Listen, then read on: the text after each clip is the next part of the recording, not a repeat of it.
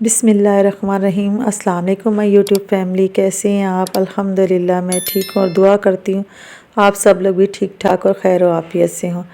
आज मैं बना रही हूँ अटक में एबटाबाद मानसरा की तरफ बनने वाला शादियों में कटवा गोश्त। बहुत ही मज़ेदार और ट्रेडिशनल रेसिपी है। इसके लिए आपने एक मट्टी की हांडी के अंदर पहले आपने पानी ऐड कर लेना है, ठीक है। मैंने 1 गिलास पानी डाला है और उसके अंदर मैंने 1.5 किलो गाय का गोश्त लिया है और उसमें मैंने 3 अदद दरमियानी साइज़ के प्याज और 2 टेबल स्पून लहसुन अदरक डालकर इसको मैं ढक कर रख दूँगी, ठीक है। ये मट्टी की हांडी में बनता है, इसीलिए इसको कटवा गोश्त कहते हैं। उनके पास बड़ी बड़ी मट्टी की देगें होती हैं, तो मैं ये मट्टी की हांडी में बना रही हूँ। फिर आपने सब ये 3 चीज़ें ऐड करके ना इसको ढक देना है।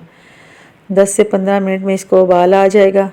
फिर अब आपने इसके अंदर ड्राई स्पाइसेस इसके अंदर ऐड करने हैं, जिसमें मैंने 4 चीज़ें टोटल, नमक, मिर्च, हल्दी और मोटा कुटा हुआ धनिया। बस ये चारों मसाले आपने अपने टेस्ट के हिसाब से ऐड करने हैं इसके अंदर और फिर आपने इसको ढक देना है, ठीक है।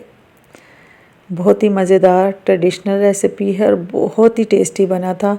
इस रेसिपी को ट्राई कीजिएगा, पूरी वीडियो देखा करें और मुझे फ़ीडबैक दिया करें कि आपको रेसिपी कैसी लगी। सादा सिंपल खाना और मज़ेदार खाना। आप इसको ढक दें 10 से 15 मिनट। फिर अब आपने इसके अंदर ना ऑयल ऐड कर देना है। करीबन मैंने पौना कप ऑयल लिया है, ऐड कर दें इसके अंदर ऑयल और फिर आपने इसको दोबारा से ढक के रख देना है 10 से 15 मिनट के लिए। और ये ज़्यादातर गांव देहात में जो भैंस का गोश्त है उससे बनता है और कट्टे का गोश्त होता है ना, उससे बनता है, लेकिन मैं गाय के गोश्त से बना रही हूँ। आप गाय के, बकरे के गोश्त से भी बना सकते हैं। बहुत ही टेस्टी और मज़ेदार बनती है ये रेसिपी। आपने अच्छी तरह ऑयल के साथ इसको भूनना है और फिर आपने इसके अंदर कटे हुए 3 अदद टमाटर रफली चॉप ऐड कर देने हैं, ठीक है। टमाटर डाल के आपने इसको 10 मिनट के लिए ढक देना है ताकि टमाटर ज़रा गल जाए। मेरी रेसिपीज़ को ट्राई कीजिए करें और मुझे फ़ीडबैक दिया करें। अगर आप मेरे चैनल पे न्यू हैं तो बेल आइकन को प्रेस कर दें ताकि मेरी आने वाली वीडियो का नोटिफिकेशन आपको मिल जाए।